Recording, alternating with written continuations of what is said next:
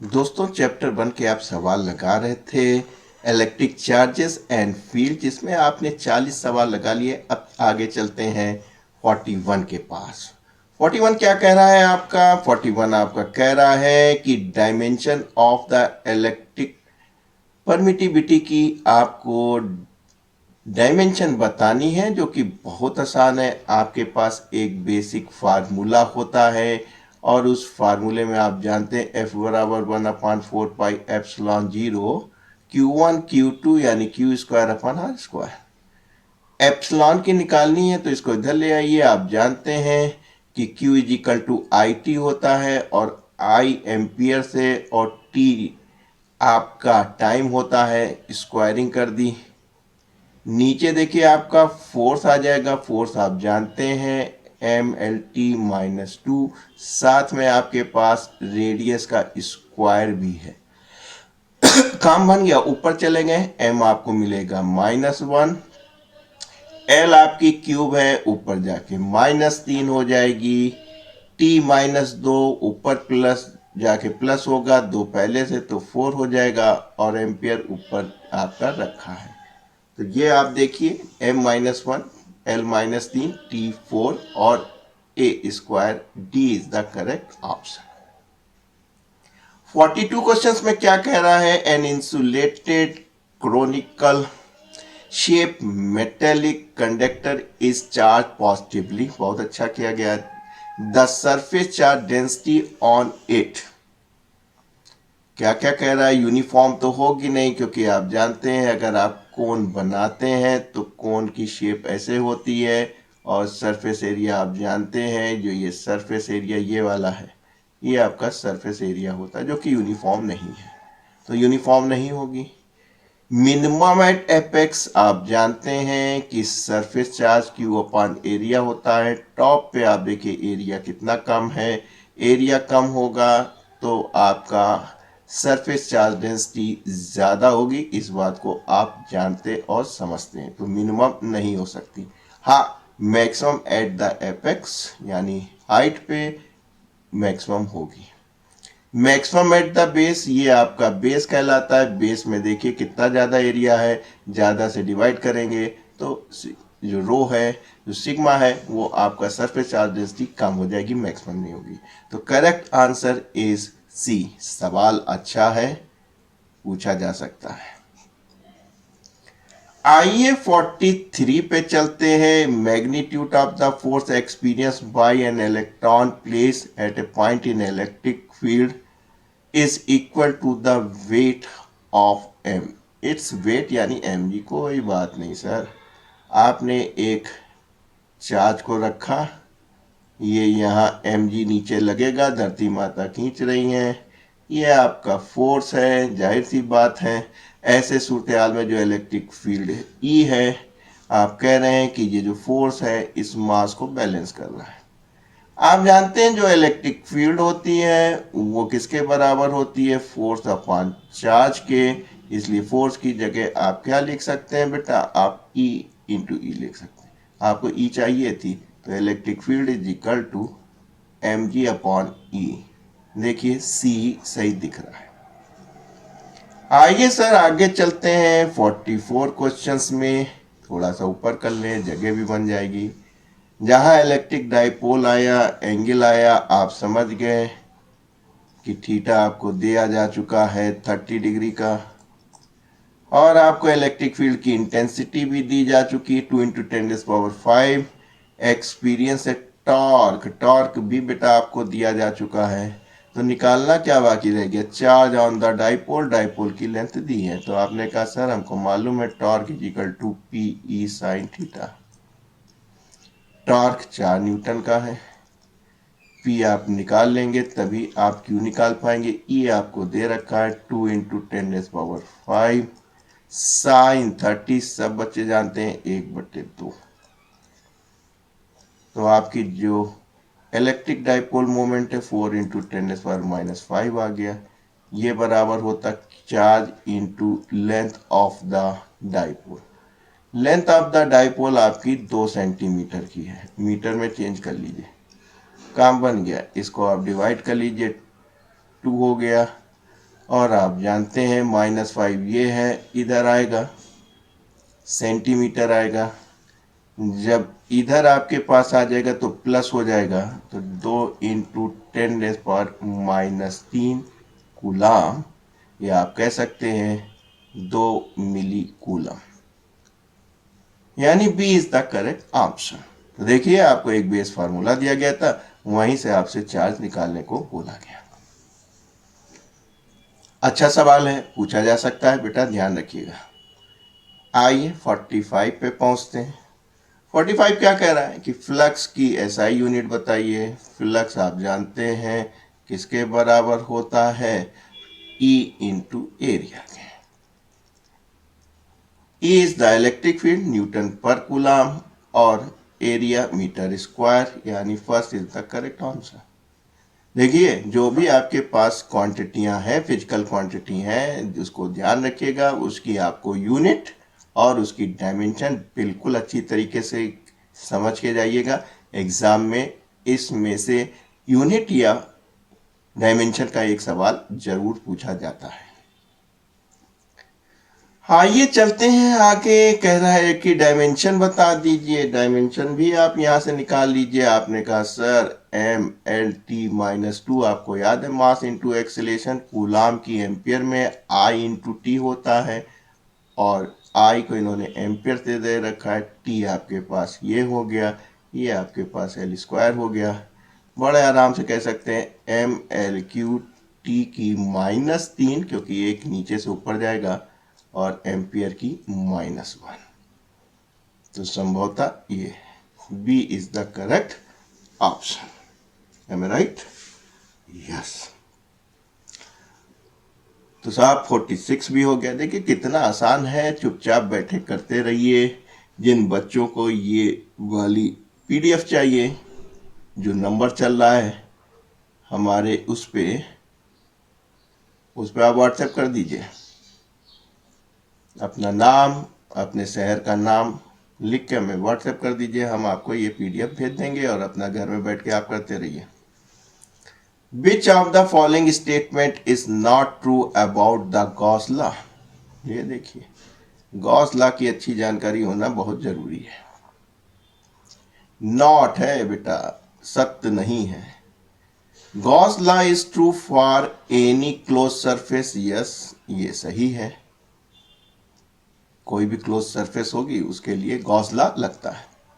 The term Q on the right side of Gauss law includes the sum of the all the charges in close, ये भी बात बिल्कुल सही है कि भैया जो भी आपके पास क्लोज सरफेस है उसके अंदर जो भी आपके चार्ज हैं उनका जो है सम चाहिए। Gauss law is not much useful, ओहो, कैलकुलेटिंग द इलेक्ट्रिक फील्ड। सही माने में गॉस लॉ से आप इलेक्ट्रिक फील्ड ही निकालते हैं। गॉस लॉ का जो असली एप्लीकेशन और यूज है वो इलेक्ट्रिक फील्ड निकालने को है। कैसे है, हमने आपको सिखाया है, area enclose total charge upon epsilon 0। इस इक्वेशन से ही आप इलेक्ट्रिक फील्ड को निकालते हैं। तो ये कह रहा है यही नहीं गलत, यही गलत, यही यूजफुल नहीं है। अरे बेवकूफो, यही यूजफुल है। गॉस लॉ का असली यूज इलेक्ट्रिक फील्ड निकालने के लिए होता है। Gauss law is based on inverse square dependency of distance containing Coulomb's. हाँ, वो तो आप कूलम्स लॉ से, गॉस लॉ से कूलम्स लॉ भी स्टेब्लिश कर लेते हैं, कोई ऐसी बात नहीं है। लेकिन मुख्य काम गॉस लॉ का जो हुआ था वो बेटा इसीलिए हुआ था कि ताकि डिफरेंट बॉडी की अगर आपको इलेक्ट्रिक फील्ड निकालना हो तो आराम से अप्लाई करके निकाल सकते हैं। एक इक्वेशन आपके सामने है। The surface considered by the Gauss law is called, जाहिर सी बात है, गॉसियन सरफेस कहलाते हैं। और हमने आपको बताया था गॉसियन सरफेस किसी भी रूप की हो सकती है, लेकिन दो खासियत थी। प्रत्येक पॉइंट पे क्या होना चाहिए बेटा, आपका इलेक्ट्रिक फील्ड सेम होना चाहिए और flux normal to the surface होना चाहिए। ये गॉसियन सरफेस की खासियत और खुसूसियत होती है। तो any close surface Gaussian surface हो, गॉस लॉ को फॉलो कर सकती है। लेकिन अगर वहां पे इलेक्ट्रिक फील्ड निकालनी है तो आपको गॉसियन सरफेस ड्रॉ करनी पड़ेगी। और गॉसियन सरफेस की जो खासियत खुसूसियत है या जो बेसिक प्रॉपर्टी है कि उस सरफेस के प्रत्येक पॉइंट पे इलेक्ट्रिक फील्ड सेम होगा और electric flux normal to the surface होगा। Charge on a conducting metal surface is present, जो भी कंडक्टिंग होगा सीधे कहां पे आ जाएगा, सरफेस पे आ जाएगा, बिल्कुल दिमाग ना लगाइएगा। Charge on conducting metal surface is present on the surface of the sphere हो जाएगा। आइए सर आगे बढ़ते हैं।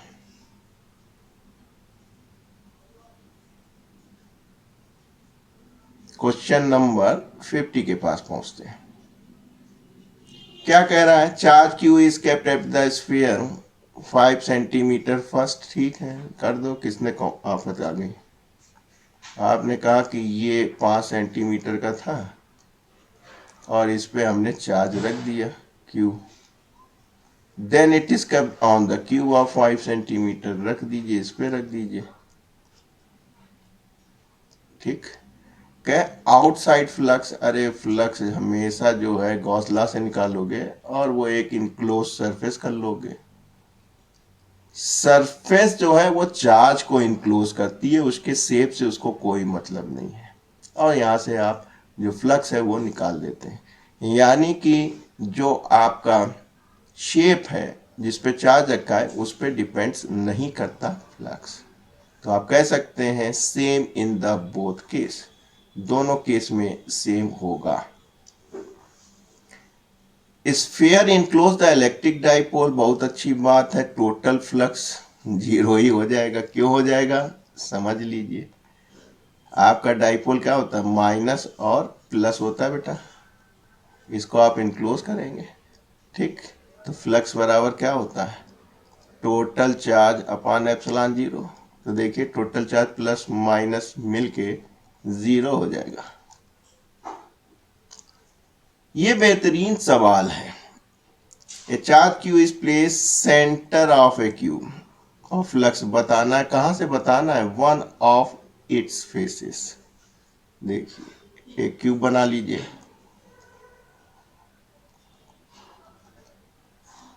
ठीक, इसके सेंटर पर रख दीजिए और एक ये गॉसियन सरफेस हो गई या एक क्लोज सरफेस हो गई जहां से फ्लक्स निकलेगा। तो आपने कहा अगर पूरे क्यूब को देखें तो फ्लक्स कितना निकलेगा, Q upon epsilon zero, charge आपका क्यू है।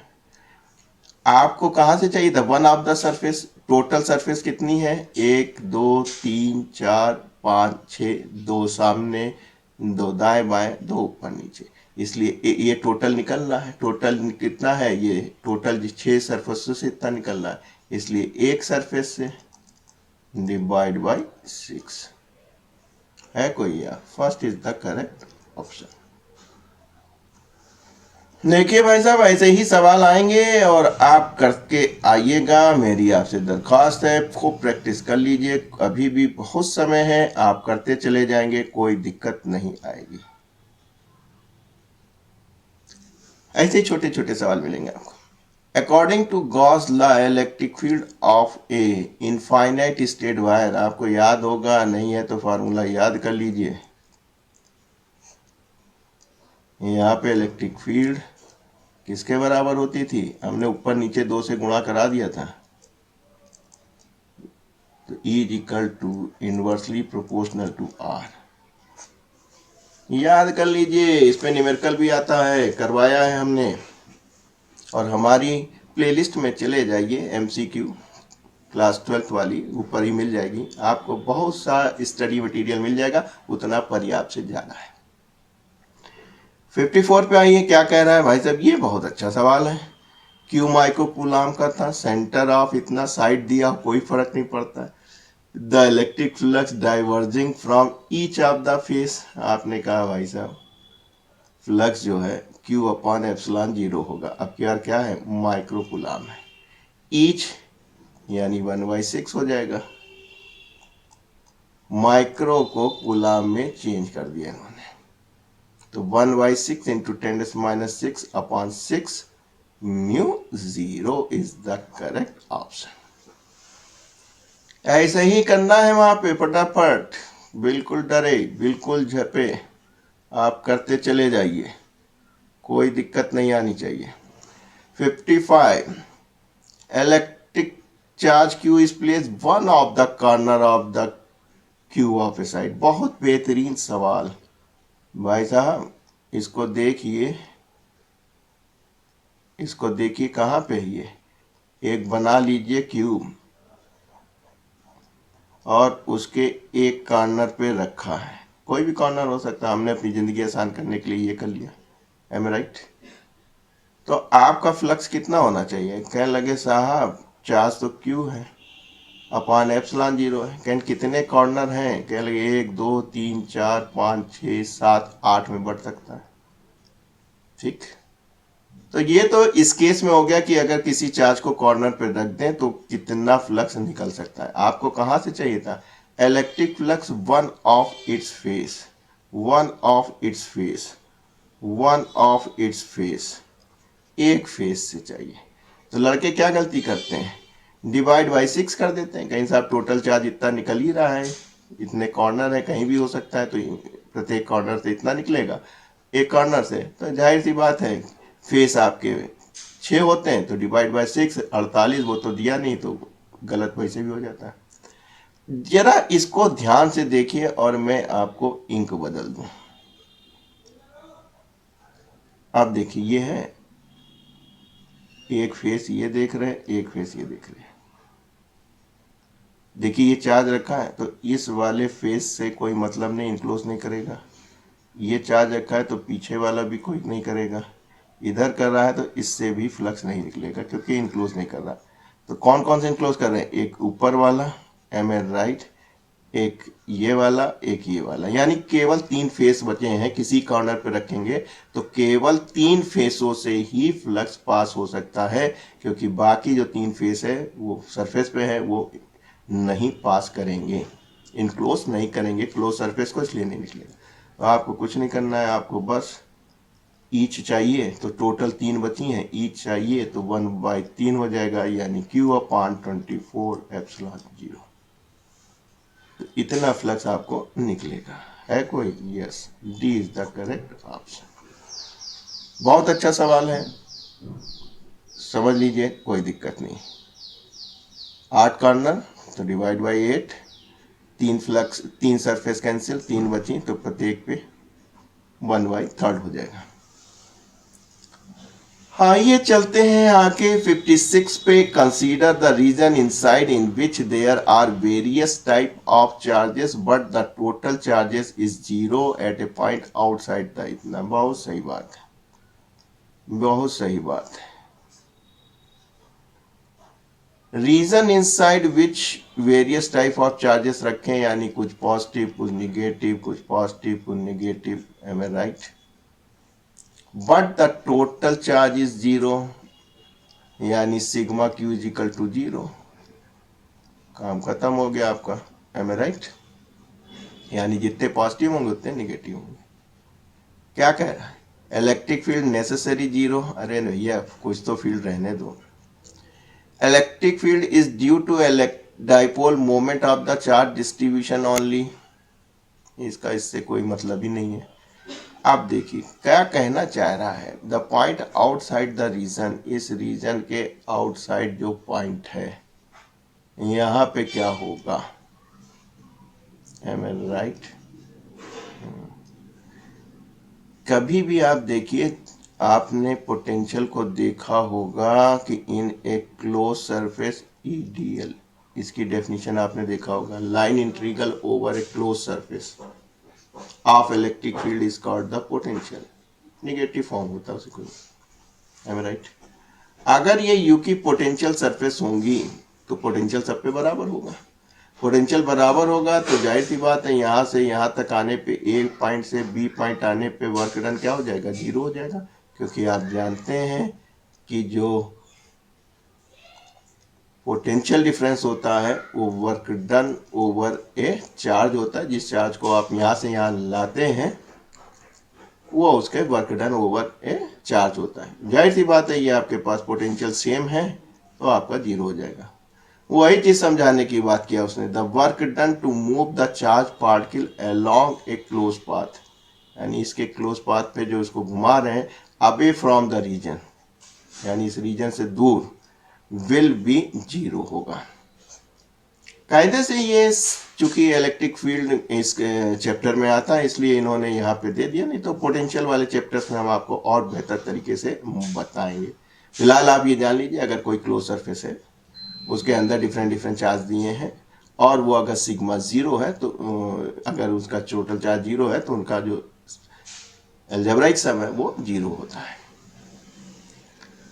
और ऐसे सूरत हाल में आप थोड़ा सा वर्क डन पे आ गए, यानी कि इलेक्ट्रिक पोटेंशियल पे आ गए। इलेक्ट्रिक पोटेंशियल का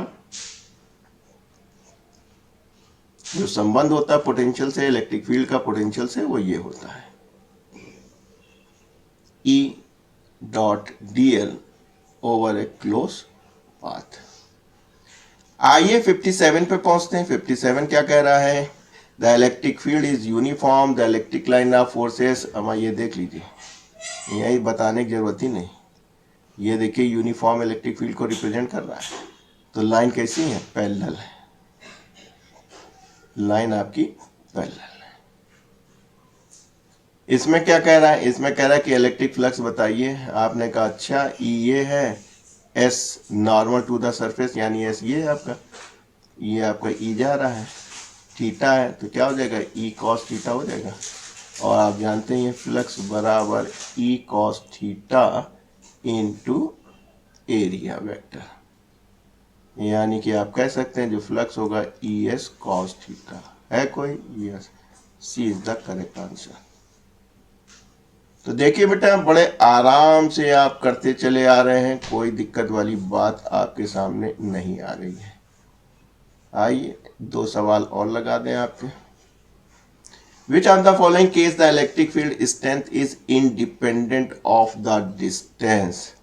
भैया पॉइंट चार्ज पे भी डिपेंडेंट होती है, लाइन चार्ज पे भी आपने देखा डिपेंडेंट होती है, स्फेरिकल चार्ज पे भी आपने देखा डिपेंडेंट होती है, इस पे नहीं होती है, बता दे।